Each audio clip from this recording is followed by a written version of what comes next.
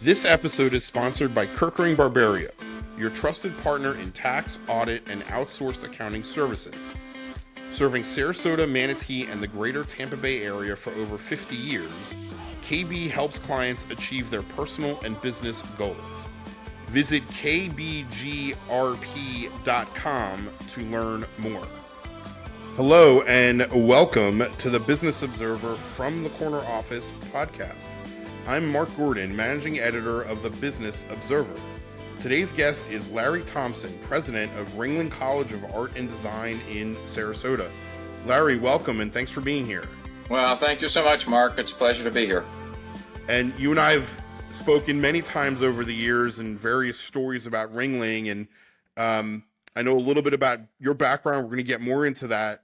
What I realized in doing some more research is this is a big year for you. This is 25 years as president of Ringling College.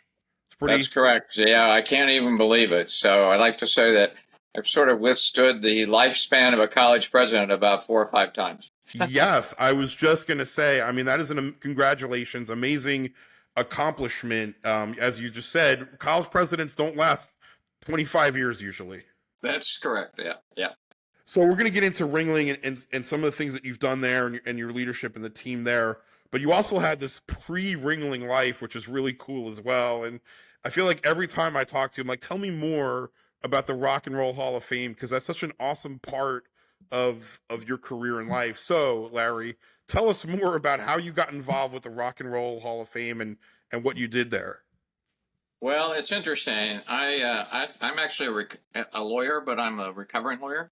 So I've been in the 12-step program and for recovering lawyers. Anyway, to make a long story short, I was at a law firm, and then I went to Ohio State as special assistant to the president because the law firm represented Ohio State University, and so I was doing a lot of work there. Plus, I have a master's degree in educational administration, so I have a love of higher ed.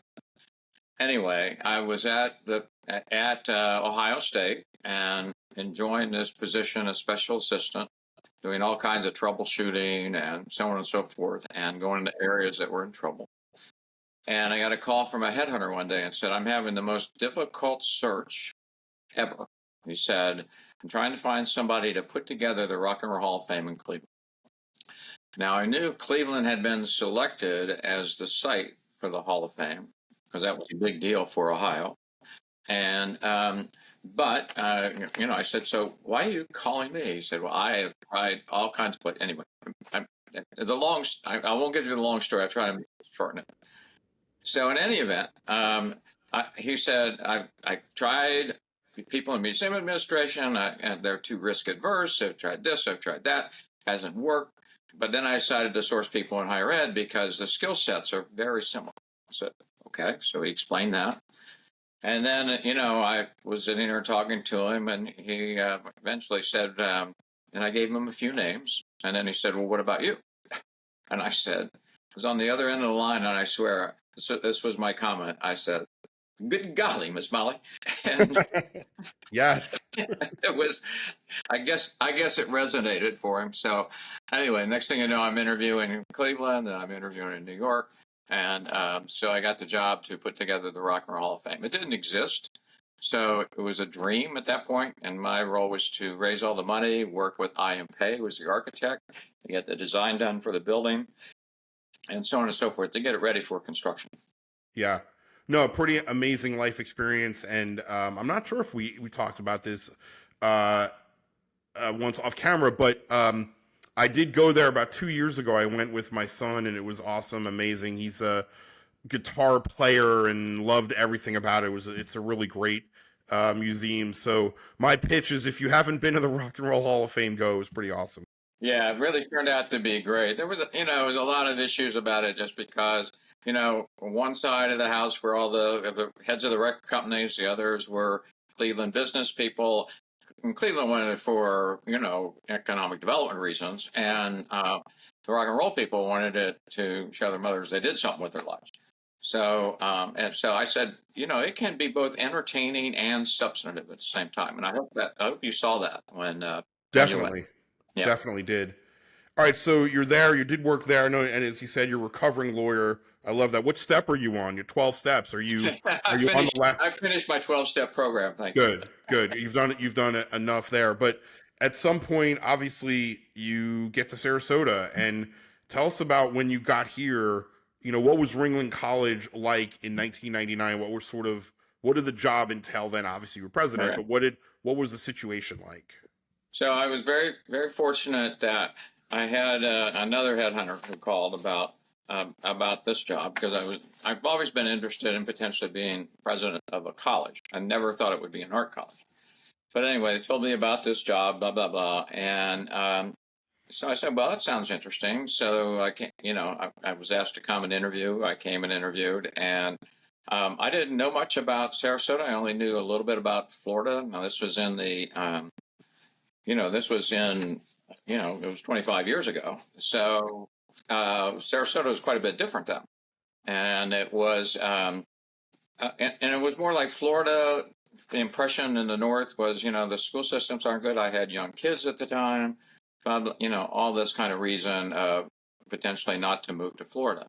But then I came down, I visited the campus and had my interview, and then I stayed for a couple of days and visited the town. I talked to the superintendent of schools. I found out about the school systems in Sarasota, and then I also had somebody take me around, and then I thought the culture would be Mickey Mouse, Donald Duck, or something along those lines. And then I saw all this incredible culture here with the arts in Sarasota. So I called my wife and said, "I don't know where the hell I am, but this is not the Florida we've been talking about." And and so the next interview, she came with me, and fortunately, I was offered the job. Yeah, amazing, right? And it is. There's so many people who from the north, whether it's Ohio or New Jersey, definitely think that Florida is all Disney, or if not, they think it's sort of the southeast side. And but you've talked to me before, so you get to Ringling, and Ringling today is this globally known arts college, and there was some notoriety then, but it's not the size and scope that it was now. So what was the school size wise like back then, and what were some of the steps you took early Well, it on was to build it? interesting. It was interesting because it was a nice little art school. It had a good reputation. Okay. But it was, in general, like many art colleges on the traditional arts, because there were, it was around 700, 800 students, and small, and it had 6 majors. So it had things like, fine arts, graphic design, interior design, and so forth as their majors. But one of the unusual majors they had was computer animation, because there was a person who actually had come from Ohio State, where a lot of the computer animation had gotten started.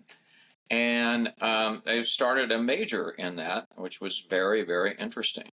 And so, but it was a tiny little art college, not very well known. But I saw the potential here and what it could become. Over those next sort of few years, decades, what happened? What sort of tipping points or what transpired to say this is going to keep growing and growing and getting better and bigger and better? Well, a couple of things. Number one, because of that animation program where we were one of the first to do it, um, we were, like the first basically art school to realize that the computer may well become the next paintbrush, and that's exactly what's happened.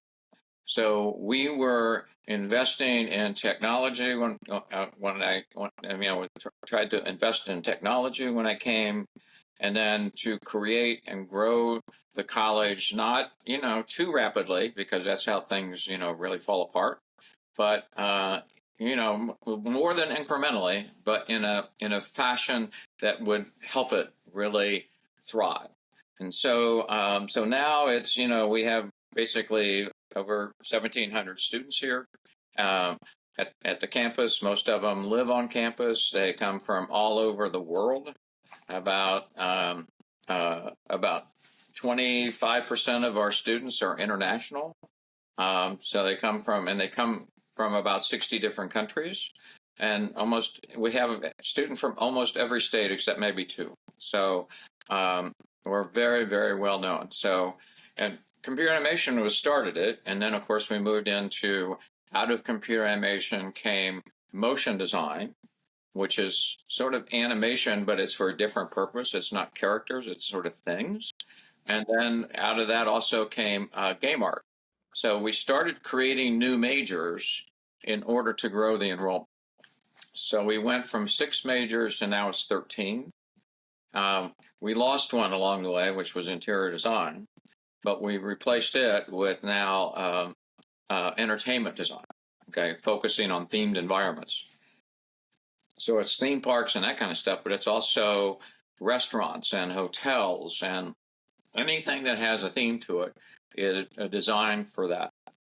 So, yeah, we've really been able to grow it based upon that whole technology. And I mean, we spend a fortune on technology because we're right on the cutting edge of everything that's happening. But that's one of the things that's made us distinctive and known worldwide, okay, because of our reputation.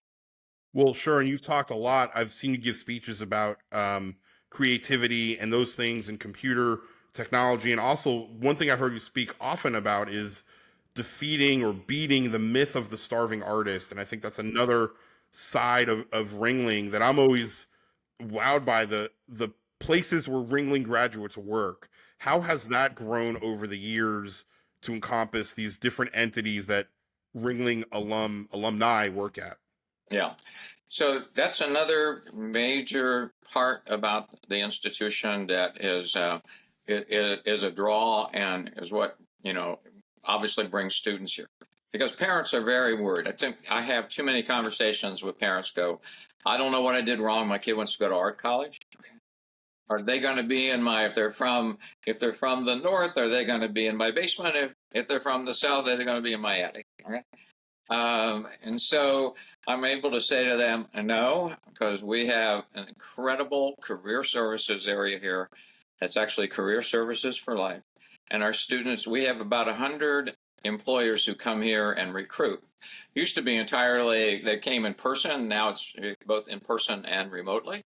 But they come to Ringling to recruit these students, and they hire them like crazy. Okay, so we've been very fortunate. We are that's one of our slogans, that we're all about shattering the myth of the starving artist. Shattering the myth. That was the word you used. I remember that. Okay, so I want to switch a little bit more to leadership in your career. Ringling's growing, and then you have this thing in 2020, obviously the pandemic, and the college environment, right? It's all about being in the class and being in front of these computers and all these things. As a leader, how did you approach and handle those first early days in spring 2020? Well, one of the keys, and I think it's true for anybody who's in a leadership position, it's not about the leader; it's about the people around them and what they can do, and that's entirely the key as well here. Our people, rallied around. I mean, it was a stressful time because we had no idea what in the world we were going to do. Because most places had to close down. I mean, we had to close down and send the students home, and it's really tough at an art college. But one of the things that happened, we had IT people who knew how to create an environment where students could actually work on the computers, the high tech computers we had in the labs from home. So they were able to arrange for that. Which has been, was a real helpful thing. Plus, every student who comes here gets a brand new laptop computer with all the software. So that helped us. So we had opportunities for students to go. Now, it worked a little harder for things like fine arts and so forth, which are very personal. So they struggled quite a bit more, but we were able to make that happen. In fact, we even started a whole library online of figure drawing, okay, of how to do figure drawing in order to help those students. So it was a difficult time, but I give credit to the staff here and how they just took this thing, and we had to close down in March, I believe it was, and we're able to then start up in the latter part of March. and finished the semester. And then in the fall, we were able to bring students back on a limited basis. We couldn't bring everybody back, but bring them back on a limited basis as we started back in the school. So it was difficult. It was really hard, not ideal, because one of the great things that happens is the students who are present in the labs, they talk to each other, they work with each other, they look at other stuff, they help each other, because it's not a competitive environment. It's the kind of thing where people are working on their own projects, and so they can get help from their classmates as well as the faculty members. So that was a limitation that happened during the pandemic.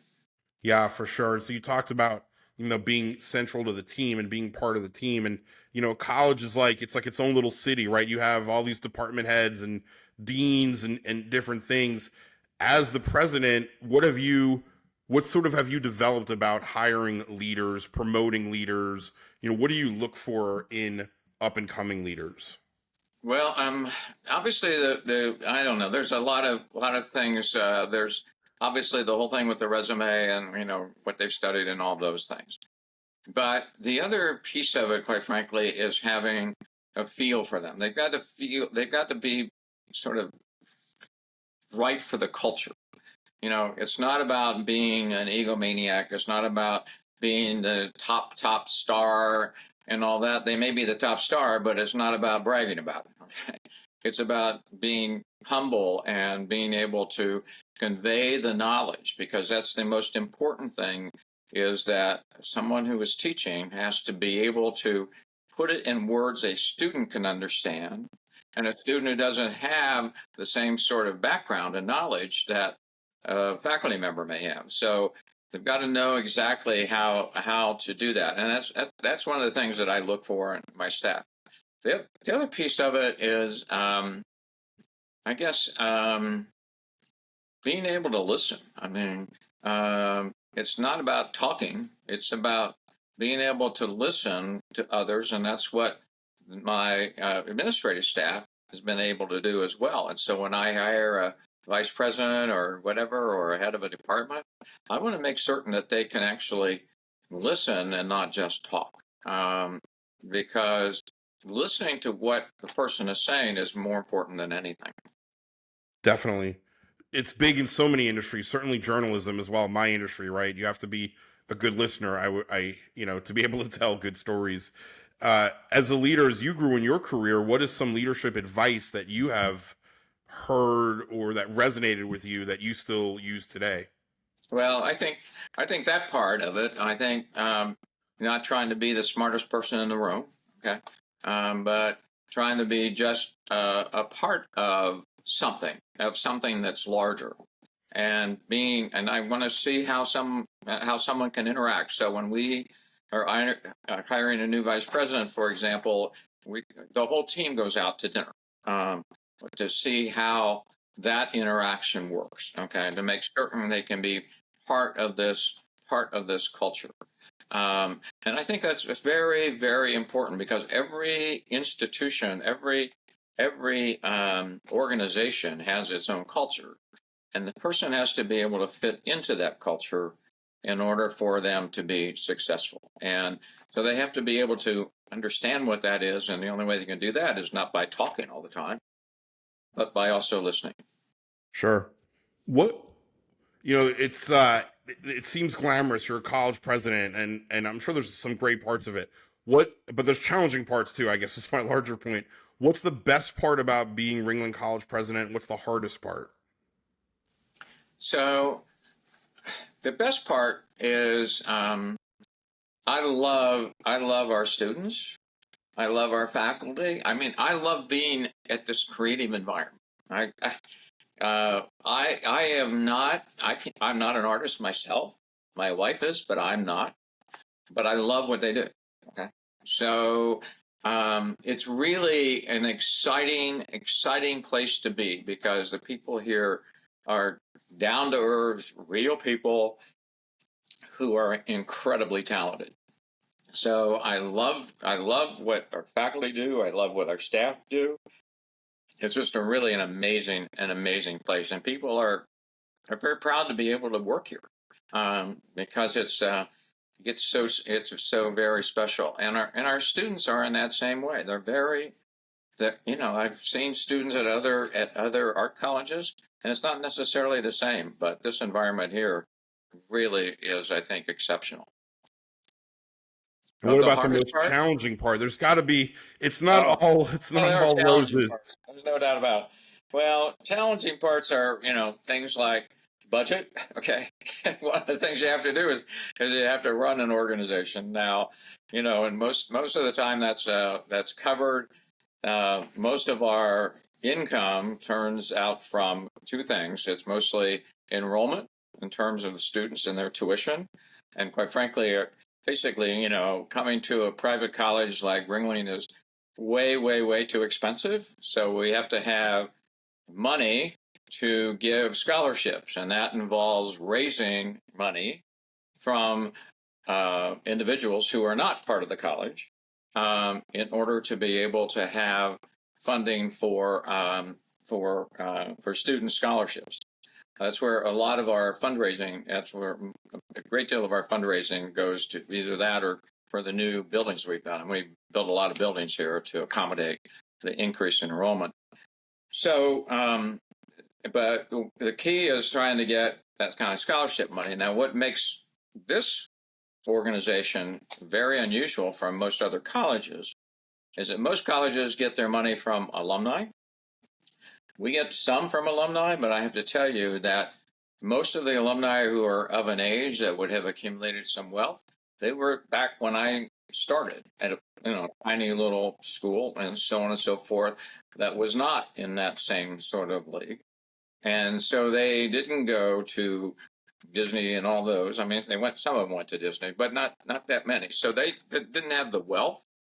So, but we happen to be in Sarasota, that is a wealthy community. So I made a real major shift in terms of being sure Ringling was everywhere. Okay, that Ringling College was infused within the community, because that's where we get most of our philanthropic support from, is the community. It's very unusual for colleges because most of them get it from alumni. And so we've been very successful with that. And that's what has allowed students to be able to come to the colleges, because of that kind of scholarship support, et cetera. That model is certainly unique, at least in my experience in writing about businesses and colleges and higher education.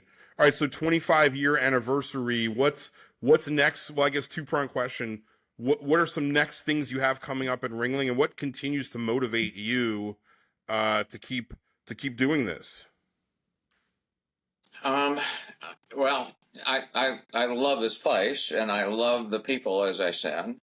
So we have a number of things on the horizon. One of the big ones is we're in the midst of a big capital campaign, raising money. That's a big job of the college president, raising money, and so we're in the midst of a capital campaign that we announced last fall, with a $175 million goal, of which we've raised about 145 thus far. So we're getting there. Maybe 135, maybe something like that. I can't remember exactly the number, but so we're well on our way. And one of a big part of what it is scholarships. A big part is also things for like endowed professorships and department heads and that kind of thing. And then the other one is we're hopefully going to be building a new, what I call the signature academic building, that will be right at the corner of MLK and 41, the entrance to the college that when I came here used to be a Shell station, that used to be the bane of our existence, because it unfortunately sold everything. And I don't mean just gasoline. Okay. It was terrible. And so it took a long time. I was finally able to acquire it. And I've been saving that spot for years and years in order to be able to put a signature building that would identify that you have reached one of the preeminent art design colleges in the world. Excellent. So there's a lot to look forward to and to get motivated for. You got it. Absolutely. That's what keeps me awake. Keeps me going. Right. Definitely. Excellent. All right, Larry, before we let you go, we have 3 rapid fire questions for you. All right. Okay. I sometimes say rapid fire answer. Yeah, well, it could be rapid light. It doesn't have to be super rapid. Okay. But we're gonna make one of them or 2 of them related to past life's work. What is your first concert? Either your first concert you went to, or the best concert you've ever been to. Okay. Well, one of the best concerts I ever been to was I actually saw Elvis Presley in Las Vegas. Okay. Really? The real, Way back like in the real 70s. Elvis, not like Elvis. The real Elvis, not the fake Elvis, a real Elvis. Okay. This was back in the late '60s, I believe. Okay. Awesome. So that was awesome. The other one was, was the Rolling Stones. The Rolling Stones concert, and they also played at the opening ceremony we had at the Ringling at the Hall of Fame. Yes. All right, excellent. Those are 2 pretty good ones. I love the Rolling Stones. Okay, I'm a real Rolling Stones fan. I'm also a soul guy, so my love was Motown all along, and so I've been to many Motown concerts, especially back in the '70s kind of time frame. Awesome, excellent. What is a bucket list trip that you would like to take? Either could be even in Florida, but United States, worldwide. What's one trip you haven't gone on or place that you want to go to? I'd love to go to. Well, we're going there this fall. To England. I've never been to England before, and I think it'll be fascinating for me to get there. I'd also like to go to Africa. Wow. Pretty cool. So England's coming up in Africa. Excellent. And one last question. What is the most used app on your phone?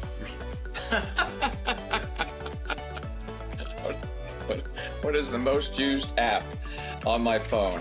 My God, that's a great Larry, this is how we get to know you. That's a great question. And I have to tell you, I have to look here a minute to see what is the most used app, because I have a feeling that it's not very exciting. Okay, it's like a news app. Okay, more than anything. Okay? Is it the Observer Media Group app? It's not that. I'm sorry. No, it's just a general news app. It has all these different stories on it. So, all right. Well, you got to stay informed. I like it. Excellent. Larry Thompson, president of Ringling College of Art and Design in Sarasota. Thank you so much for joining us on the From the Corner Office podcast. Well, thank you so much. It's been a real pleasure. I love talking to you, Mark. You're a really great person. You really are. Thank you. Larry, thank you. Thank you for listening to the Business Observer From the Corner Office podcast. I'm your host, Mark Gordy. This podcast was produced by Reed Corley of the Corley Company in Sarasota. To hear more episodes of From the Corner Office podcast, go to businessobserverfl.com.